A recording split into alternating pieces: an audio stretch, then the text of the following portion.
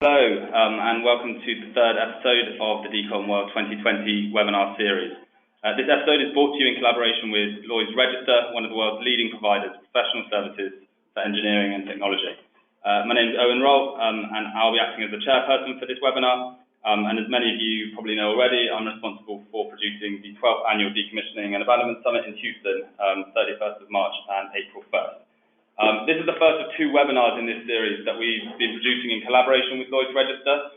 With a heritage of more than 250 years and over 8,000 employees globally, Lloyd's Register delivers a full range of solutions across the energy life cycle from reservoir to refinery and beyond. The firm brings insight and clarity to help you navigate the increasingly complexity of digitalization, decarbonisation, policy and regulation to deliver a safe, sustainable and reliable energy mix.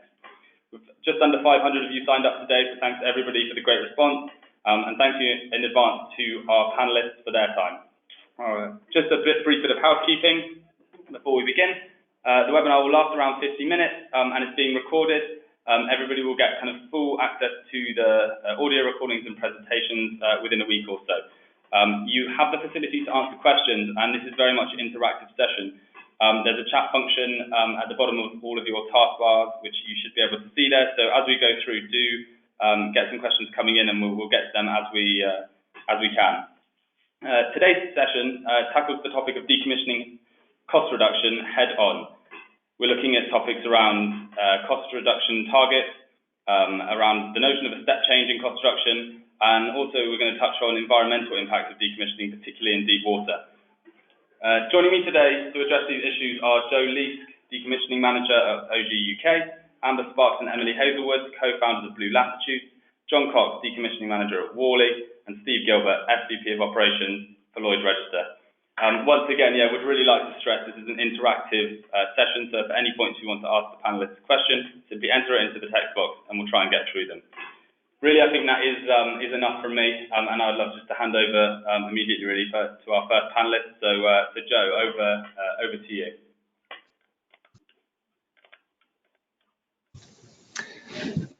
Thank you, Owen, and bear with me while I share my screen. Can I confirm my screen is being shared there? Absolutely. Okay.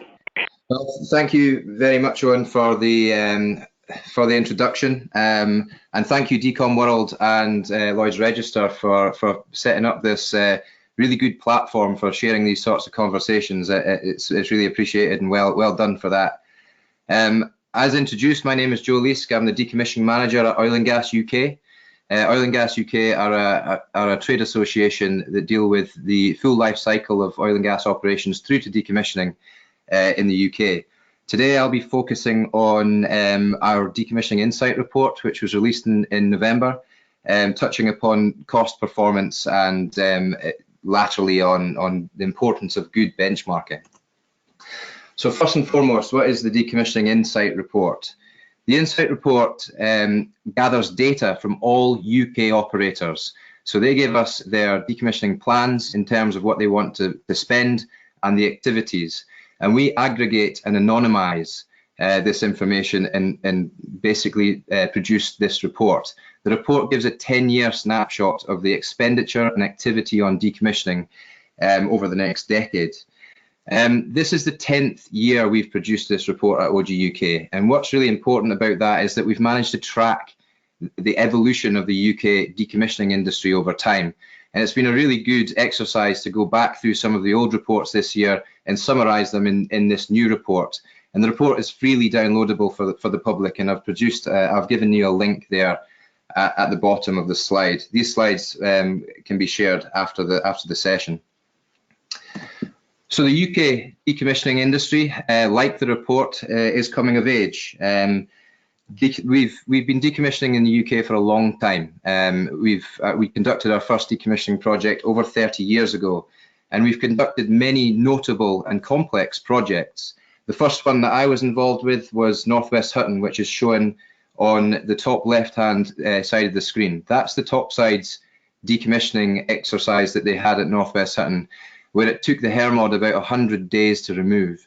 Now, fast forward down to Miller, which took place a couple of years ago. The Miller decommissioning project, the topsides using similar infrastructure, a similar size topsides, took about 30 days to complete.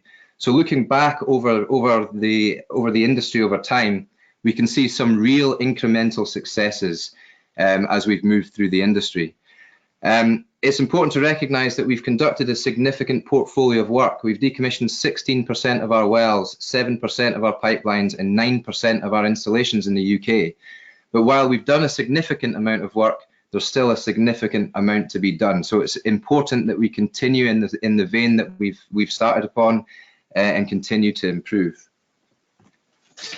So some of the key messages that came out of our report this year was about 15.2 billion is to be spent on decommissioning over the next 10 years in the UK, around about 1.5 billion a year. Now, it's important to recognise that that's a very similar expenditure profile than the 2018 Decommissioning Insight report predicted. But it's also important to recognise that while the expenditure has remained relatively consistent, this year we've actually seen more activity within our Decommissioning Insight. So there's more wells to be decommissioned, more platforms to be removed, more jackets to be removed, more pipelines to be decommissioned within the data set. So the industry is expecting to be more efficient. We're expecting to conduct more activity for the same price. So more bang for your buck. It's important also to recognise that the cumulative expenditure, which is shown on this chart here in the presentation, is the cumulative expenditures from the last 5 reports. So you can see the similarities between this year and last year represented by the purple line and the blue line. And you can see the significant step change in difference between the 2017 report represented in yellow to what we are seeing now today. So the market conditions have changed significantly since 2017. Oil price has stabilized and increased slightly, and therefore we see work being pushed slightly to the right and a slightly shallower gradient in the expenditure profile. So it's important to recognize that market conditions really do impact the expected expenditure on decommissioning.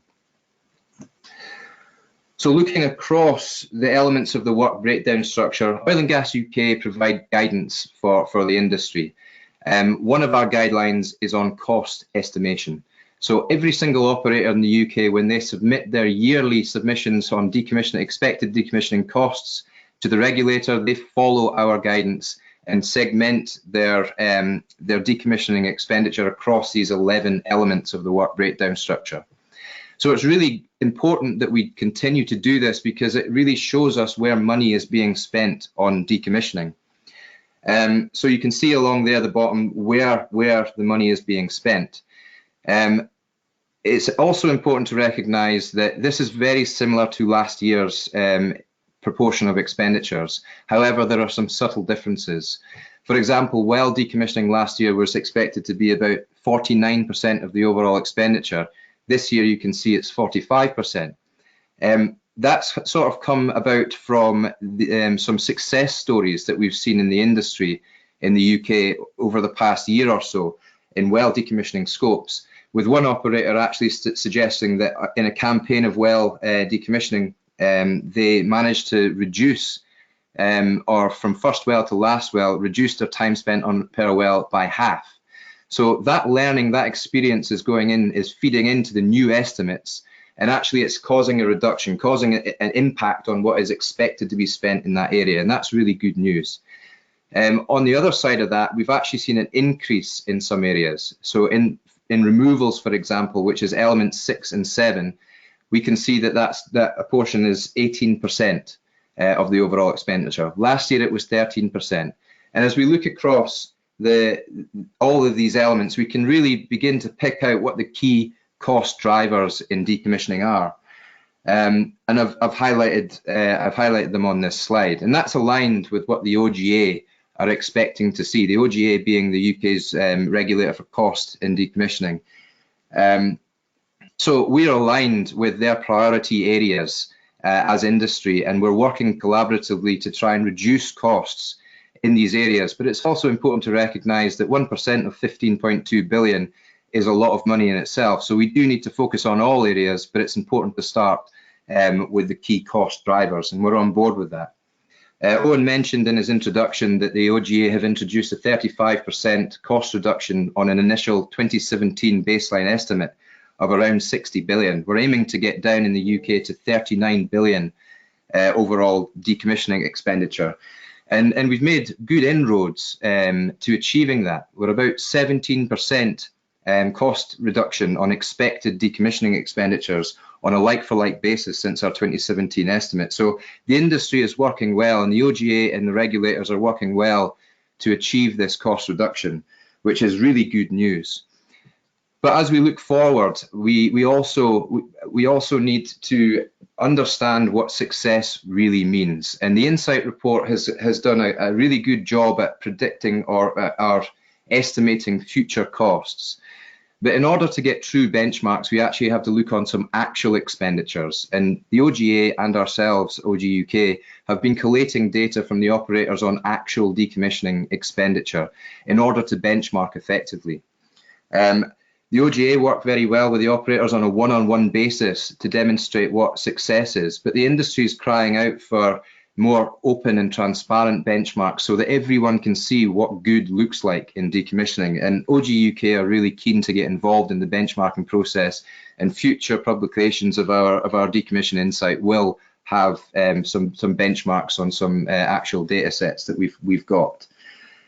It's important also to recognise, and this is me kind of summarising my 5-minute presentation, but it's important to recognise that we shouldn't only focus on cost as a driver for success. Decommissioning, as I suggested, is really dependent on the market conditions, as I mentioned earlier on. And you might get a scenario where actually the oil price increases significantly and decommissioning projects start to compete with development projects. And therefore, actually, they end up costing slightly more. And if we focus on pure economic or commercial success, then actually a successful project technically might not be seen as a successful project. So we need to focus on technical as well as commercial benchmarks. And that's something that we're really keen to be involved in at OG UK. So I'm going to leave it there. Thank you very much for listening. I'm keen to be part of the conversations going forward. So I welcome any questions, and yeah, otherwise, have a nice day. Perfect. Yeah, no, absolutely, Joe. That's all really interesting, and you guys do keep your questions kind of coming in for Joe. I think the best person really to kind of pass over to next would be John Cox, Decommissioning Manager at Worley. So yeah, really kind of without further ado, John. I'll pass over to you. Thank you, Joe. Thank you, Owen. Thank you, Joe. Again, how do you follow something that Joe's just put up? Especially as I noticed that he's covered an awful lot of the items that I was going to talk about with regards to cost reduction, and I may have to counter him on a couple of things and not be aggressive, but at least counter him on a couple of things with regards to cost reduction. As Owen said, my name is John Cox, and I am Decommissioning Manager for the Worley Group. Worley is by number one of the biggest engineering companies in the world, and we specialise in all aspects of energy, minerals, mining and infrastructure, and I am allocated to the hydrocarbons division. 35% in the UK is a good target, and we all know that when it comes to decommissioning, to use a well-worn term, it is a zero-sum game for the operators. They've taken the value out of the facilities, and we need to look to reduce the cost of decommissioning, not only for the operators themselves, but in many regions, the way that is backstopped in form of tax credits by the taxpayer and the exchequers of the different countries. So how can we do that? And I think there's several ways of doing it. And as Owen intimated, we at Worley have formed a collaborative agreement with our colleagues at Lloyd's Register, and we feel there is ways to go forward with regards to undertaking decommissioning by giving it to one central organisation. How does this save money? I hear many people asking. Basically, it frees up resources from the operators. It transfers a degree of liability onto the contractors. We, as contractors, as reputable contractors and SMEs in this field, have the wherewithal and the knowledge to undertake decommissioning projects. And as I said, allowing the operators to free up their personnel to go and work on more profitable and exploration production of new fields and new technologies.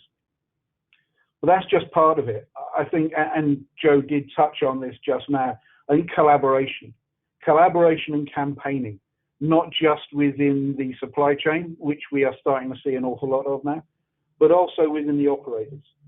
Joe talked about a cost reduction or a reduction from 44 down to 49% down to 45% for well P&A work. Think how much more we could potentially achieve by extending these campaigns beyond fields but into operators.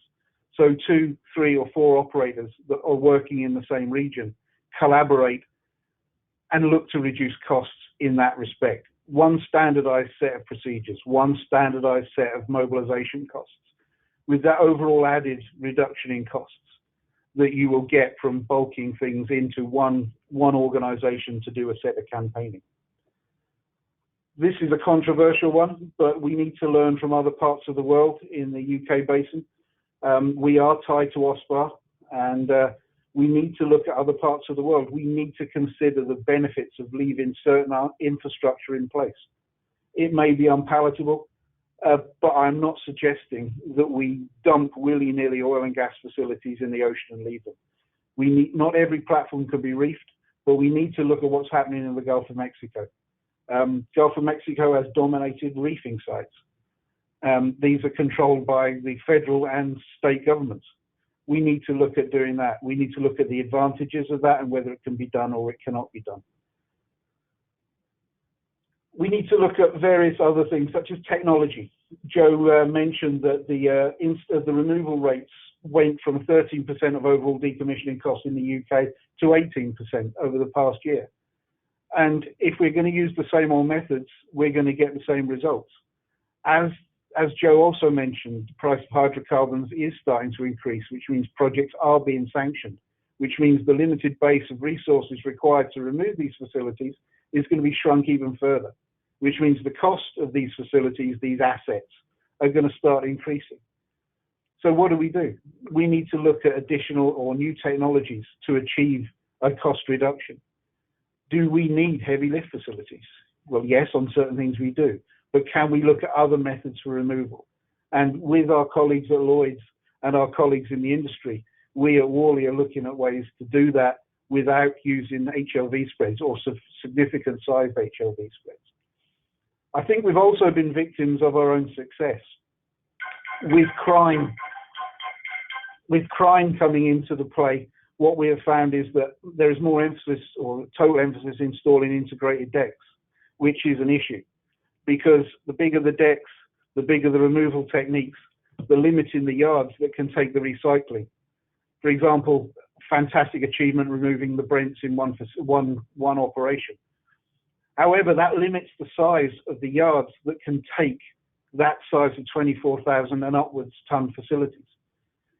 We need to look at smaller removals taking less time, but opening the UK supply chain and global supply chain up to be able to recycle these facilities, which again will drive the costs down as we move forward. So I think, and I said I haven't got a presentation, but in closing, I will echo everything Joe has said.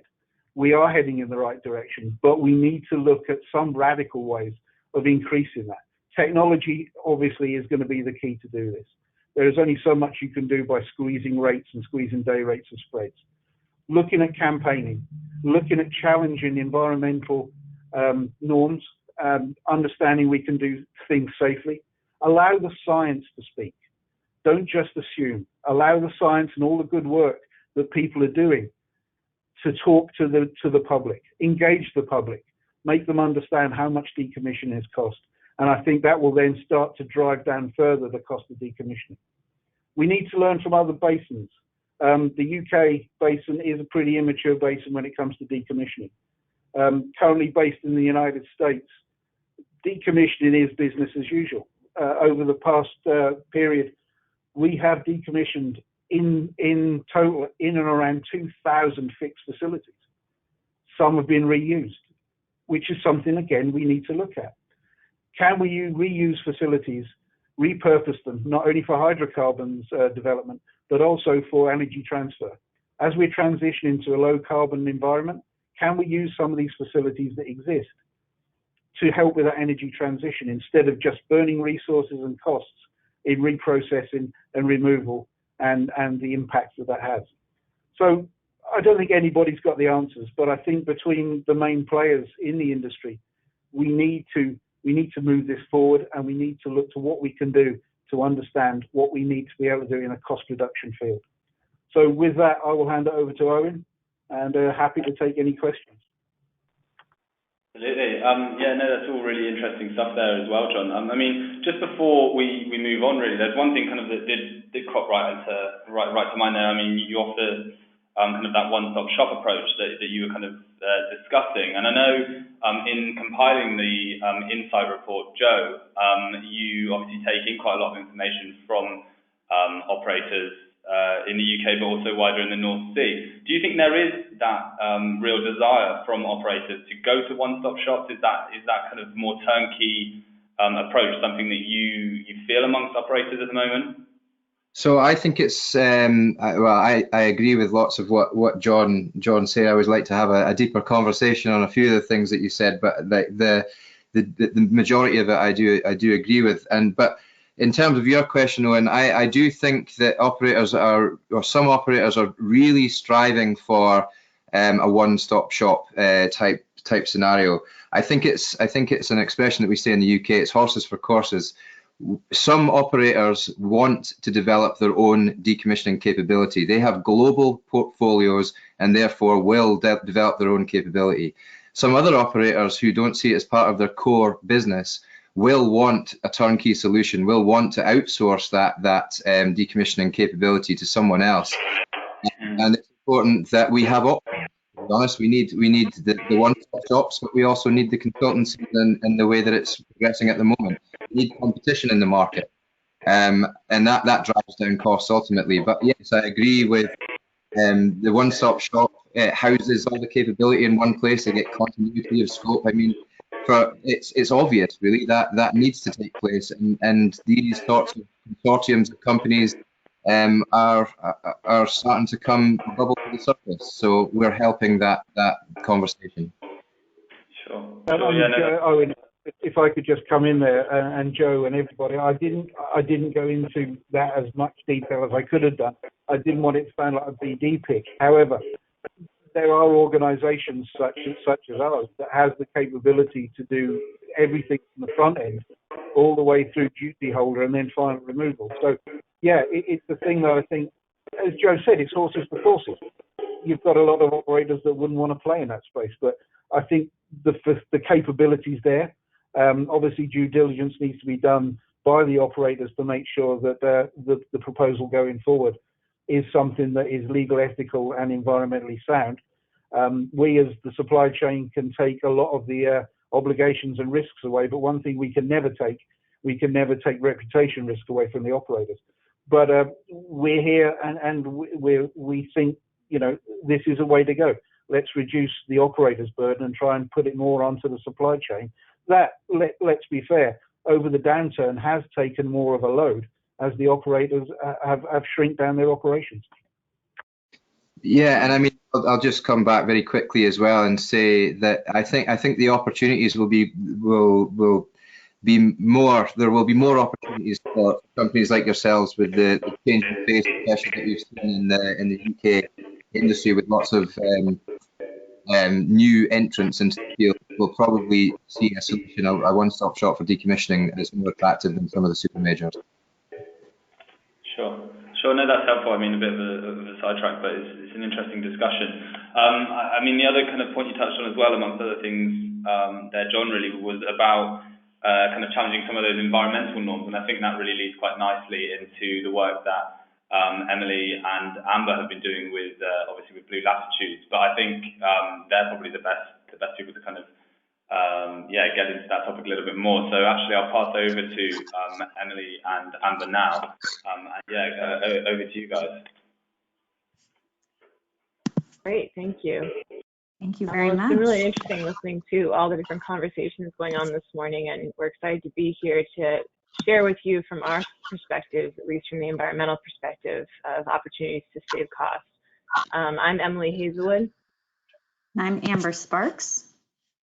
And together we co-founded Blue Latitudes, which is a women-owned marine environmental consulting firm.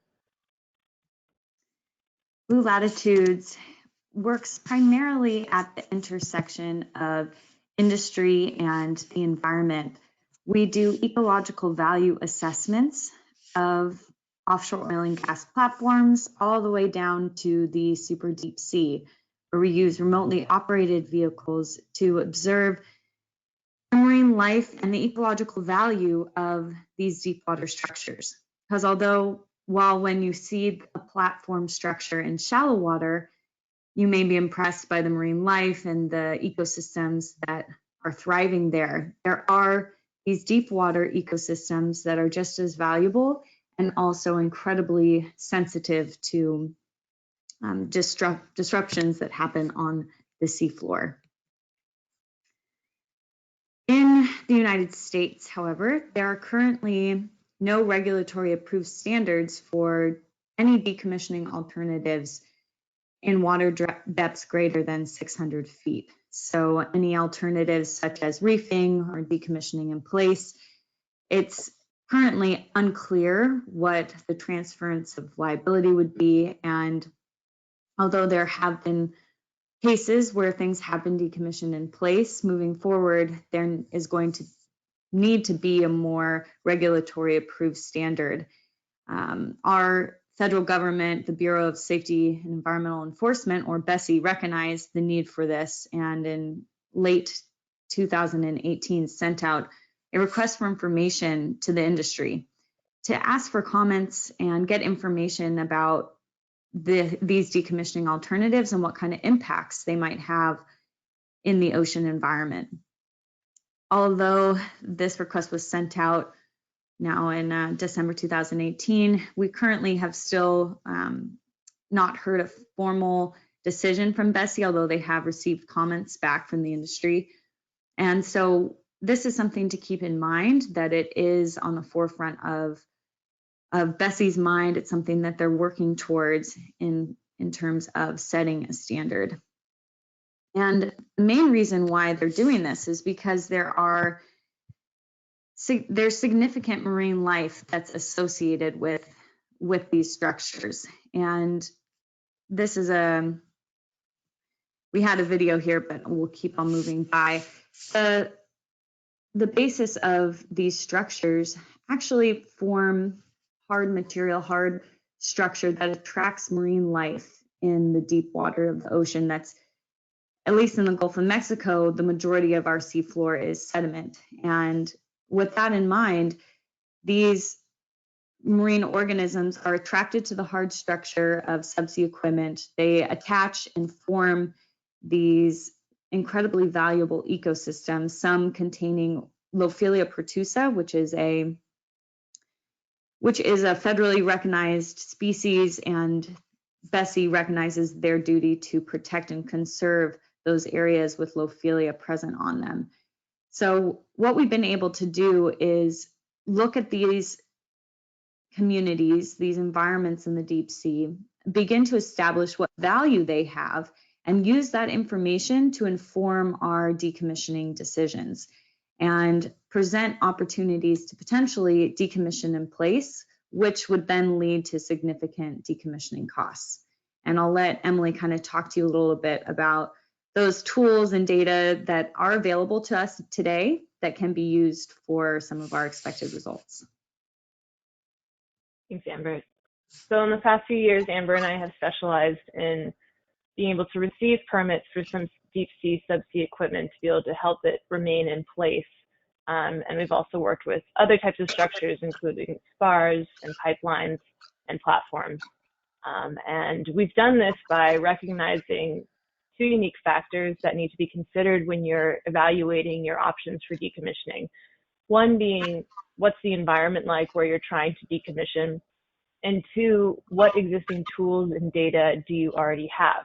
In other words, those existing tools and data, if used effectively, will not only help you to save costs, but will also help you to achieve your expected results, whether that be to allow your subsea equipment to remain in place or to remove it. So some examples of these existing tools and data that we evaluate include existing ROV maintenance surveys. So typically we recommend that an operator go out and conduct an ROV survey so we can get the most recent data as well as pair it with laser scalers and a few other scientific instrumentations to help us make measurements of the marine life that's on there. But we also like to look at the ROV maintenance surveys.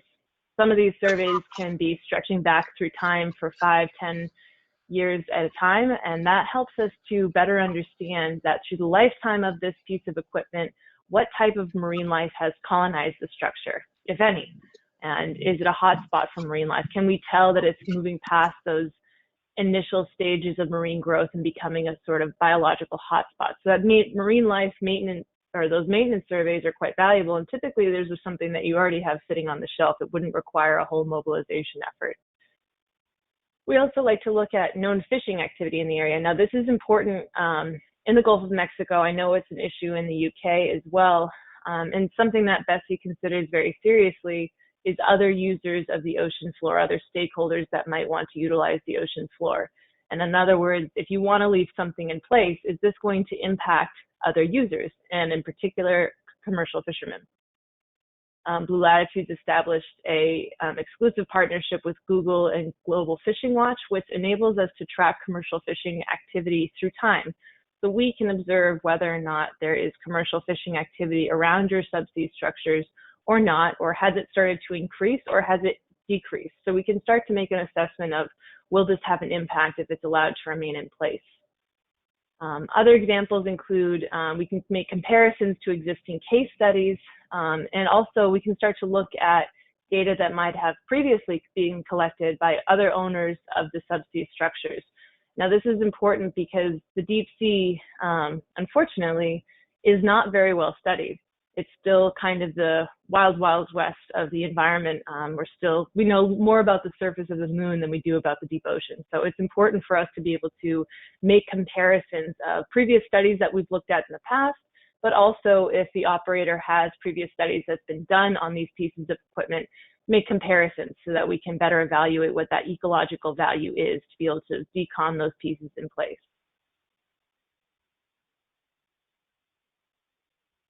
And last, when you wrap all these things into one, you know, your different tools that you might have sitting on the shelf, as well as how you want to effectively use those, you can not only result in cost savings, but you'll also maintain regulatory and permitting compliance. You'll also help to satisfy your standards for health and safety.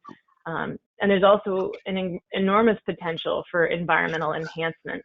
The deep sea is typically, especially in the Gulf of Mexico, essentially a large, silty, muddy basin.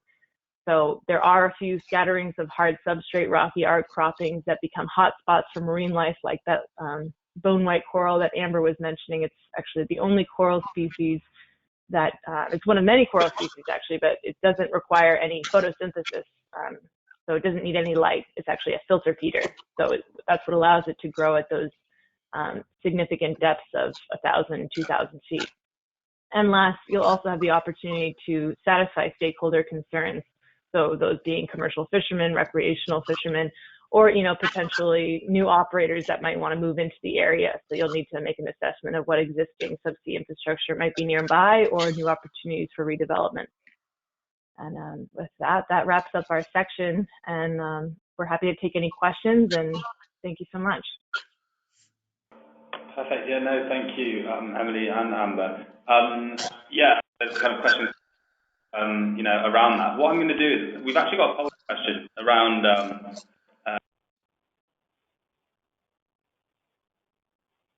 stating that the 35% cost reduction target has been set is realistic. So, I mean, we'll continue the discussion, but I've popped that up on everyone's screen now. So obviously, do have a vote, and we can see those results as they come in. I mean, just coming off the back of that, it'd be interesting to know really kind of your point of view, what really does kind of qualify as a good candidate for decommissioning in place when it comes to deep sea decommissioning? That's an excellent question. And This is especially important for structures in the deep sea. In shallower waters, we start to see colonization and growth relatively quickly. It doesn't take long for a structure that's in 150, 250 feet of water to start to accumulate marine life. But in the deep sea, it takes much longer. So when a piece of equipment is first installed, there's an impact, there's a disturbance on the seafloor. But over time, you'll start to accumulate marine life that takes a long time to establish. So if you have a piece of equipment that's been on the seafloor for 10, 15 years, you've started to accumulate a really unique marine ecosystem there. One, because it takes a long time in the deep sea for marine life to colonize, and it also takes a long time to recover from a disturbance. So one of the things that we like to look for is age. How old is this piece of equipment? And so based on that, we can already start to make assumptions on what type of marine life we'll start to see. And two, when we're looking through our marine life surveys, we try to look for more species that are more established species. So Lophelia pertusa, for example, it takes a lot longer to grow. And if it's on your structure, it means that that structure has already started to become into its more advanced stages of becoming a biodiversity hotspot. Typically on new pieces of equipment on the subsea, you'll see more ephemeral pioneer species such as anemones or small individuals like that are not as established. And then you'll start to eventually see larger species. Sometimes we'll see cat chain sharks and other varieties of sharks, which we know for them to be going to that location means that they've identified that as a good habitat for themselves. So age and looking for those larger species are important factors, and also location. If you're near any sort of geothermal anomalies, or if you're near other types of equipment, or if you're near known existing Lophelia pertusa fields in the Gulf of Mexico, it could be that you're getting that larval distribution from those coral fields. So really you're looking at different qualifications that will mean that this could become a successful habitat. If you're evaluating a piece of equipment, it's only 2 years old, it's very unlikely that it will have established that unique marine ecosystem. Sure. Yeah, no, that's interesting. I mean, John, you mentioned earlier kind of around, the changing of environmental norms. Is this stuff that you believe would be kind of influential for saving costs on decommissioning and also ensuring kind of a more effective decommissioning strategy? Yeah, absolutely. I mean, I think what it does is it gives you, it supports an alternative. So, in some cases, an operator may choose to remove all of those pieces of subsea equipment. They might choose to reuse them or scrap them, and there might be more benefit to them to do that. But in some cases, some pieces of equipment, they could be legacy components that are more challenging to remove, or they're much older. So there's a significant amount of cost savings that can be associated with being able to leave those subsea equipment pieces in place. And having that additional layer of satisfying stakeholder concerns from commercial fishermen, as well as providing an ecological benefit, that only furthers your case to being able to hopefully permit those pieces of equipment in place. And so far on the projects that Amber and I have worked on, that's been very influential in enabling us to successfully get those permits to leave pieces of equipment in place. Sure. No, it sounds good. Actually, we've got the results of that poll now as well. So that one should all be coming up on there for you. And yeah, it looks like 57% of the guys tuned in today think that target is achievable, with 43% obviously suggesting possibly not. I mean, Steve Gilbert, SVP Operations there at Lloyd's Register, yet to hear from you, but kind of is that what you'd expect? Is that a surprise to you? I suppose, within tolerance, that's probably a 50-50, isn't it, really, yes or no? So, you're getting into the realms of maybe. I think, if we talk about cost reductions and all sorts of things, there are various things you can do. You've got, economies of scale, you can get better at things, you can get better at execution, so that's practice and expertise. You can hope maybe that new technology will come along and save you.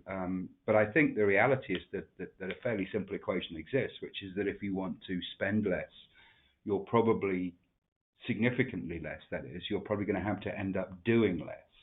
And I think the debate is sort of around still this sort of mantra of, do you have to take literally everything away, or is there a better solution whereby some of this infrastructure can be left behind? Yeah, no, absolutely. I mean, John or Joe, is there kind of any immediate reactions you'd have to that? I'm surprised, to be honest, that it's as close to that. I think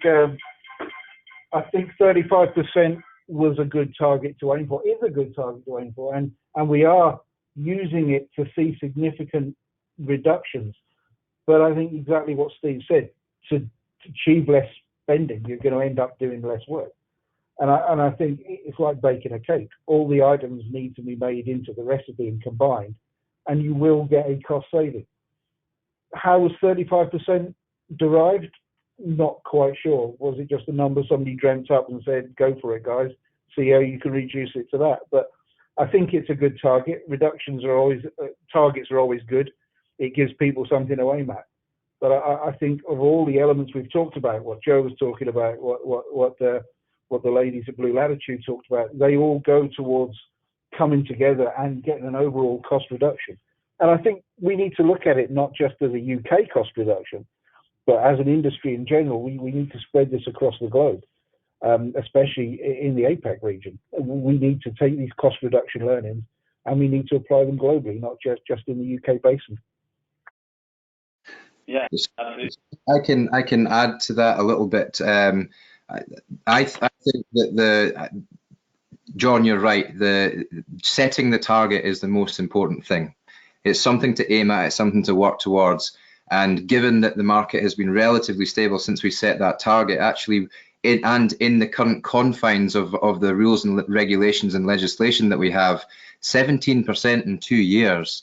I'm surprised to see that the audience think that it's well, 43% think it's not achievable. I mean, we're really on the way to this, and in this current set of rules that we have, I think it is achievable, and we're working hard to do that. Now, there's been a few comments on well, why don't we change the rules? Why don't we do things differently? And I think that's a really important conversation to have. And we need to understand things a little bit more. And I was really interested to hear Blue Latitude's thinking and the work that they're doing to try and understand the environmental aspects of decommissioning in more detail. That's something that we're doing here in the UK as well with our InSight, the influence of man-made structures in the North Sea studies. That is an independent studies to try and understand the connectivity and whether these structures are being beneficial to the environment. I think that's a key thing to work better to understand. But to make good decisions, you need all the right ingredients. Environment is one, cost is one. We've mentioned stakeholders. We've not really mentioned safety. So there's a lot of things, as well as technology. There's a lot of things that you need to make the right decisions. But certainly the environment is something that I'd like to understand a little bit more. Because I think that can feed sort of key conversations that we need to have in an OSPAR context. Yeah, sure, no, absolutely. I mean, Emily and Amber, is there anything kind of you wanted to add then, kind of leading off there from Joe, kind of mentioning the need really to know a little bit more about the kind of environmental side of things?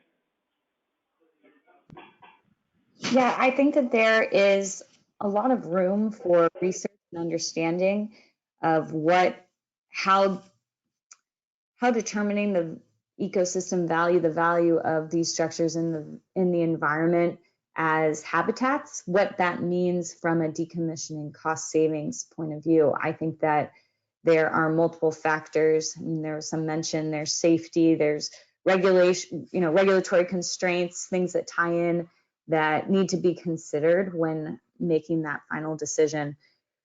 But at the end of the day, what we're realizing is that while science might be limited to reaching the deep sea, in terms of universities having the resources and the capabilities to go down to those depths and collect information, the beauty is that the offshore oil and gas industry is already out there. They're doing maintenance surveys, they're doing other operations, and they have the technology and they're going to those depths. And so working together with the industry to start to catalog and understand this data, I think is going to inform the environmental perspective moving forward and be something that we can have a better understanding of when we're looking at a bigger, more holistic picture of how to save costs while decommissioning.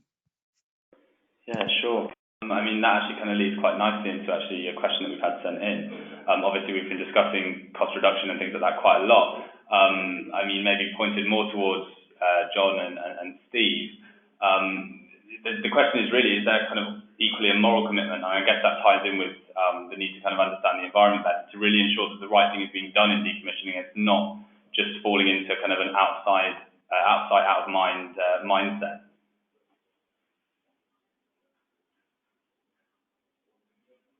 I was no way intimating that that's what we do.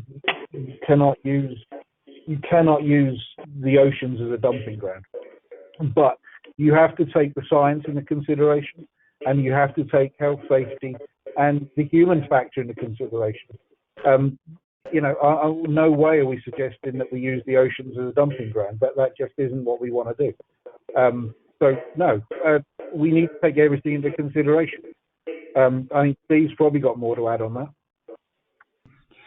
Yeah, I think I think the phrase has been used more than once already, which is holistic, and you have this point where the risk is that you can potentially do more damage, or you can trigger more damage by attempting to remove everything than maybe leaving things behind. There may be technologies that come along later that will allow removal in a more controlled manner than maybe there is now. Some of these things cannot be dismantled and removed simply by reversing the process of installation. So I think that you know it's more than a sort of blanket answer that just go away and pick everything up and take it away and it will be better, because that isn't necessarily the case. Yeah, sure. I mean, with regards to that technology, how far along that curve, kind of technology curve, do you think that we are when it comes to decommissioning? I think we've got a fair way to go, and we can see some fairly substantial projects even in the UK where you can't remove what is currently in place without potentially causing more damage than simply leaving it there right now. You know, there are probably some notable examples that most people can bring to mind. I think Steve's right. I think the technologies are coming. And I'd like to give kudos to a couple of organisations. Decom North Sea, with their awards for new technology, have done a lot to boost that.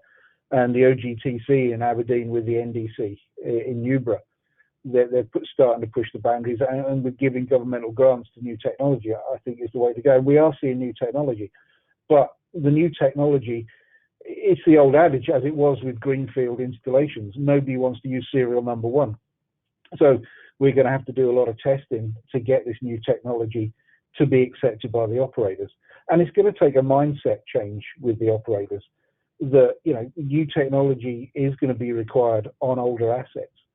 You know, and the supply chain is going to have to understand that as well. We're going to have a completely new mindset. There's an expression that Steve knows I like to use an awful lot, and that being, you don't use an architect to demolish a house. So we need to change our engineering philosophy slightly to be able to deliver low cost. We need to look at new technologies, and we need to want to embrace these new technologies. And I think the likes of the OGTC, NDC, and Decom North Sea are doing their part to push this forward. Yeah.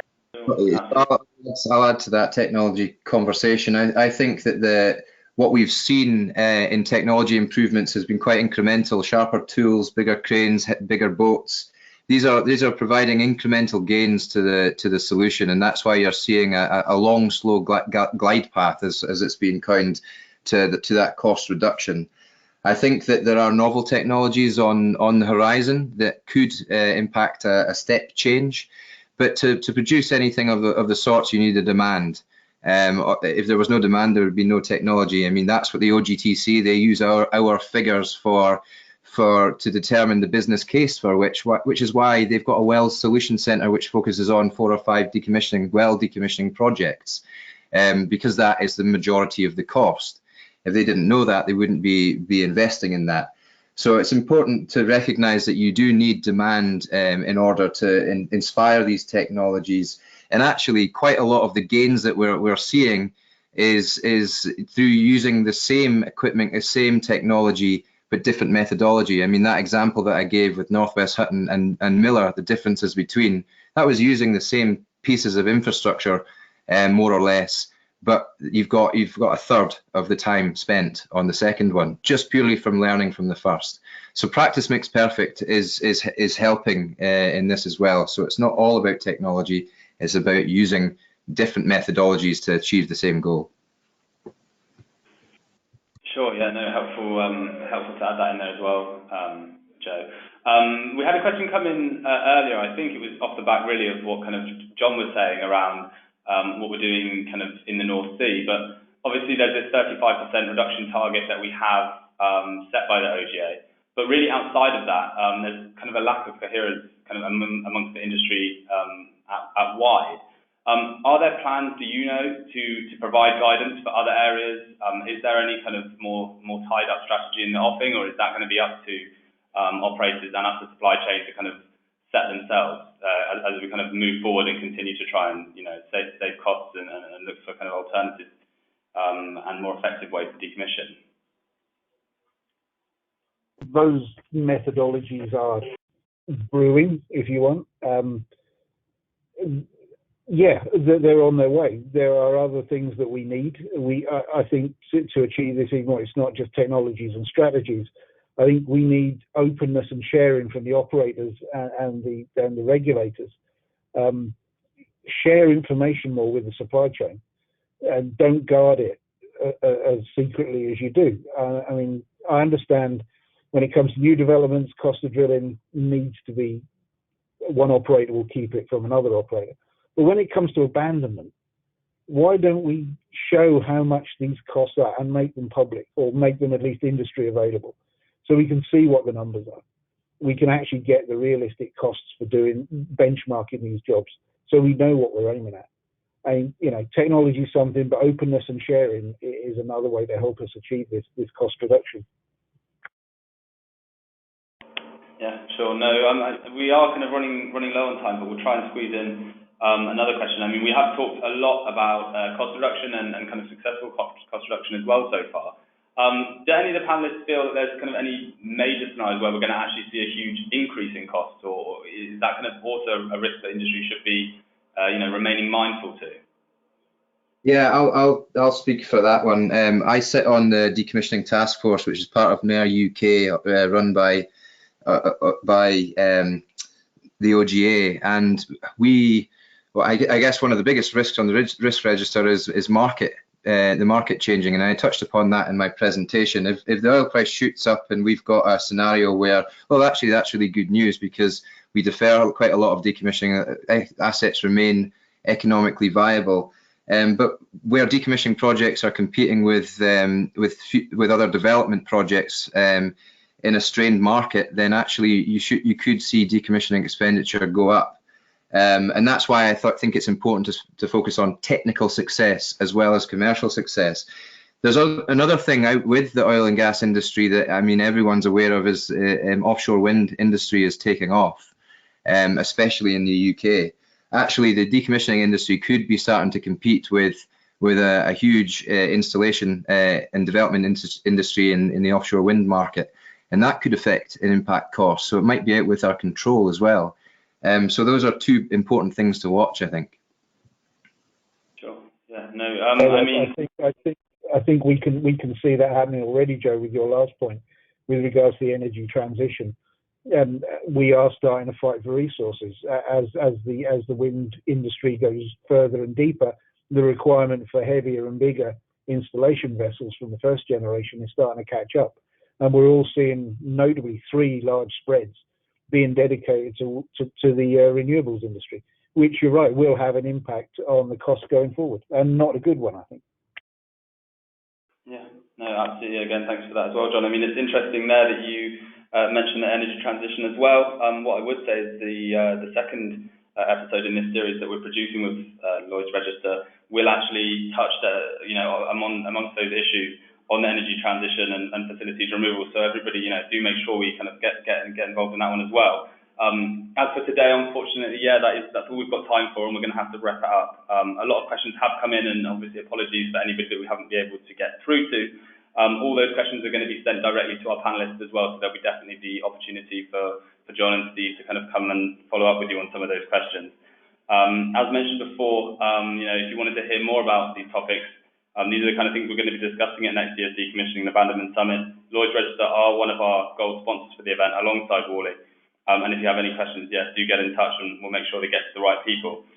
Many thanks, once again to Joe, Amber, Emily, Steve, and John for sharing all of your insights today.